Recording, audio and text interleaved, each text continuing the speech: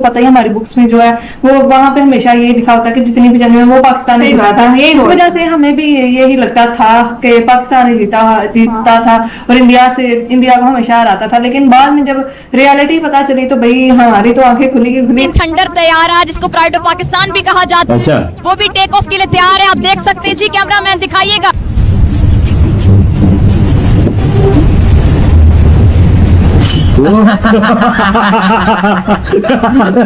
ये तो परिंदा बन गया ऊपर।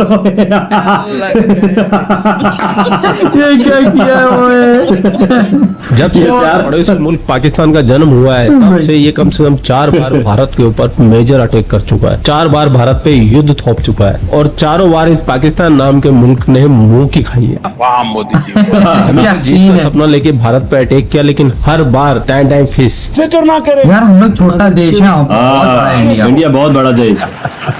और सबसे कमाल की बात तो ये है कि अपनी हार को स्वीकारते नहीं है बल्कि ये कहते हैं हम जीत गए थे। हम नहीं यार, हम जीते हमारे नहीं। पास था जज्बा ईमानी, उस जज्बा ईमानी की वजह ये एयरपोर्ट पे खड़ी है भागे थे। वो टैंक आज हमारी कस्टडी में, पाकिस्तान की कस्टडी में। से नहीं चलेगा कि ये सब कुछ प्लान पाकिस्तान ने किया था और जानबूझ के ये करवाया गया था। और यही गलतफहमी एक पाकिस्तानी पत्रकार है फिजा उसने पाली हुई है। पाकिस्तान ने भारत को धूल चटा दी, पाकिस्तान ने भारत को शिकस्त 2-4 किया। मैं श्योर हूँ इस बात पे, मुझे श्योर है कि पाकिस्तान जीता। से नहीं चलेगा। अल्हम्दुलिल्लाह हम पाकिस्तान इंडिया से 1965 में जीते थे। पाकिस्तान यार 1965 का दोनों क्लेम करते हैं यार। ये क्या सुन रहा हूँ मैं? इंडिया दुनिया से लड़ रहा है। सही बात। हाय हाय हाय, मोदी जी आए भाई।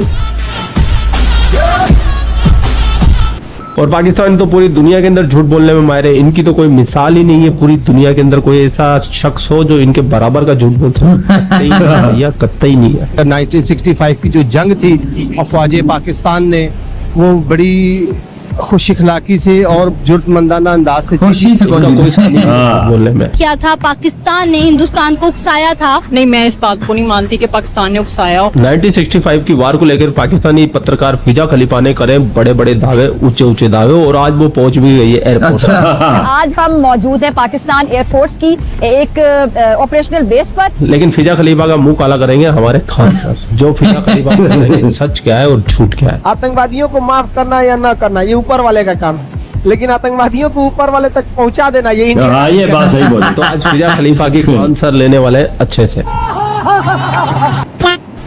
और आज हम आपको बहुत कुछ यहाँ से दिखाएंगे। उससे पहले जरा 1965 के हवाले से मैं बात करना चाहूंगी। 1965 में जो पाकिस्तान को बने हुए 18 साल हुए थे, यानी 2 डेकेड्स पूरी नहीं हुई थी, तो भारत जो कि पाकिस्तान के वजूद को हजम नहीं कर पा रहा था, भारत की ये मत बोलो, हम लोगों को उन्होंने हिस्सा दिया है, मिट्टी ये जगह उन्होंने हमें दी है। पाकिस्तान को मैली आंख से देखने की कोशिश की और हमारा मुल्क जो कि अगर हम देखें फौज के लिहाज से कि हमारे पास तादाद उतनी ज्यादा नहीं थी जितनी भारत के पास थी। भारत ना सिर्फ रकबे में बड़ा मुल्क था बल्कि भारत के पास फौजियों की तादाद ज्यादा थी, भारत के पास इक्विपमेंट बहुत ज्यादा था, भारत के पास पैसे थे, भारत के पास बजट था। लेकिन हमारी फौजियों की तादाद बेशक कम थी, हमारा बजट कम था, हमारा इक्विपमेंट उतना ज्यादा नहीं था, लेकिन हमारे पास था जज्बा ईमानी। यार 1965 के अलावा जो 3 जंगें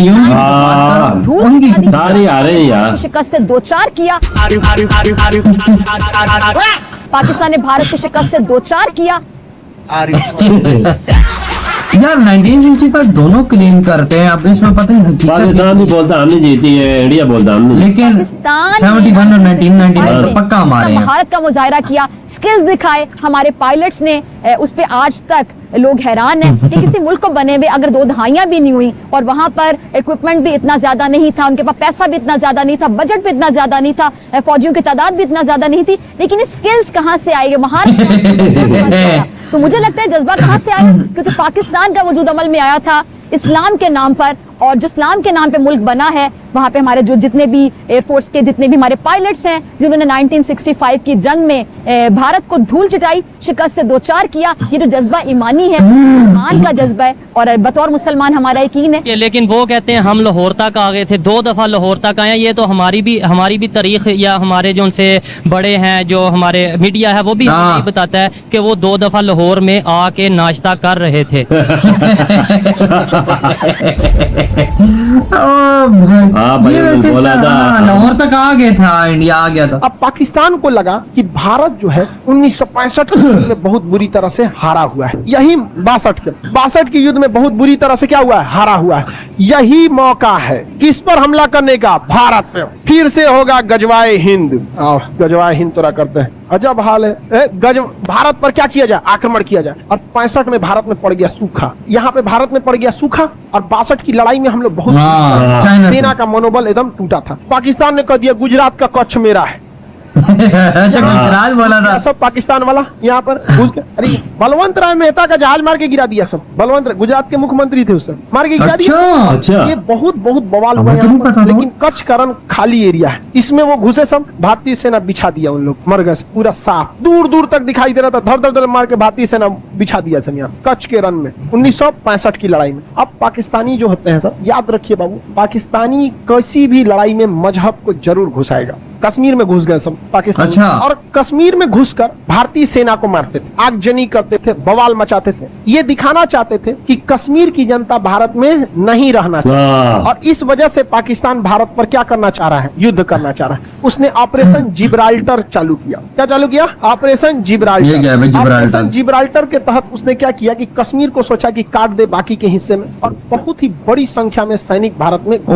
हमारे सामने समस्या ये थी कि अभी 62 का युद्ध खत्म भी नहीं, मतलब अच्छे से खत्म नहीं हुआ। जवाहरलाल नेहरू का टेंशन से मौत हो गई। जवाहरलाल नेहरू के मृत्यु का कारण भारत पाक युद्ध था, भारत चीन युद्ध। सब जिम्मेदार यही थे, तो दूसरे कौन बोली सुनेगा। ढेर होशियार बनेंगे, गुट निरपेक्ष रहेंगे, एयरफोर्स का यूज ना करेंगे। 20 साल जरूरत है तो 20 साल गया भाई। जब उसने कश्मीर पर आपके रेडी नहीं हुआ, कश्मीर पर जब रेडी नहीं हुआ तो तिब्बत पे क्या रेडी हो गए, नहीं समझे। आपको भी कहना चाहिए कि हम उसमें अध्ययन करने के बाद हम देखेंगे यहाँ पर पाक, यहाँ पर कश्मीर। लाल बहादुर शास्त्री उस समय भारत के क्या थे, प्रधानमंत्री। उन्होंने देखा कि तो बहुत दिक्कत की बात, पाकिस्तान के पास कई फायदे थे। उसके पास सेवर जेट थे, उस समय का सबसे खतरनाक विमान था। हीट सीकिंग मिसाइल लगी थी, यहाँ विंडर मिसाइलें थी साइड में, मारता था कौन, भारत के पास कोई मिसाइल नहीं। भारतीय जहाज में बंदूक लगा, उसके पास हीट सीकिंग विंडर मिसाइलें थी, मार देती थी जहाज की इंजन सुन के। अब हवा में तो कहीं गर्मी का सवाल पैदा नहीं होता है। अगर गर्मी है मतलब जहाज का इंजन है, और उसी को हीट सीकिंग मिसाइल थी, विंडर मिसाइलें मार देती थी। पाकिस्तान भारतीय जहाजों को मार के गिराने में सक्षम था। पाकिस्तान को अमेरिका ने पैटर्न टैंक दिया था, उस समय का सबसे खतरनाक टैंक। पूरी एशिया में कोई ऐसा हथियार ही नहीं था जो पैटर्न टैंक। पाकिस्तान का मनोबल 7वें आसमान पर। और भारत के सामने सब समस्या। 62 बहुत बुरी तरह हारे थे भारत, और वेपन्स की भी कमी। लाल बहादुर शास्त्री आए थे चुनाव से, तब तो अचानक है ना, मृत्यु हो गई जवाहरलाल नेहरू की। ये आए, एक सूखा पड़ा हुआ था पाकिस्तान में, ऐसी कोई समस्या नहीं थी। पाकिस्तान ने देखा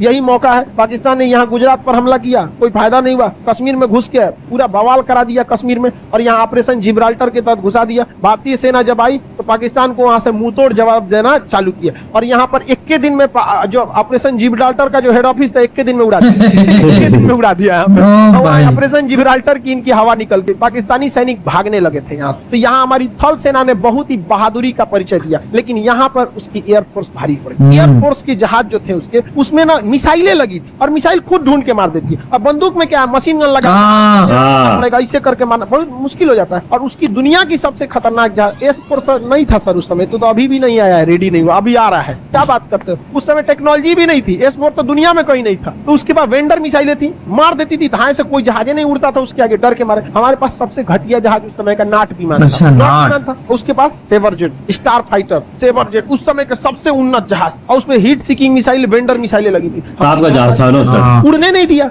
हाँ तो तब हो गया श्रीनगर एयरबेस पे आके बम मार के चल गए। तब कॉन्फिडेंटली ये झूठ बोलते हैं ना, हुनर है इनके पास भैया। हम तो देखते हैं डेफिनेटली ऐसा ही है। जैसे जैसे जनरेशन आ रही हैं, वो लोग अपनी हिस्ट्री चेंज कर रहे हैं, अपने तरफ से दिखा रहे हैं कि हम यहाँ भी जीते हैं। भाई हमारे हैं, बिल्कुल सही बात। हमारे हैं भाई, हम चाइना से आ रहे हैं, हमारे थे, वो हमारी बहुत गंदी यार थी, बोला सीधा बोलते हैं, मानते भी हैं। लेकिन हमारे यहाँ नहीं मानते। हमारे यहाँ लोगों को ये बताया है कि 1999 की जीते और 71 भी। हमारी सारी किताबों में लिखा हुआ सारी जंग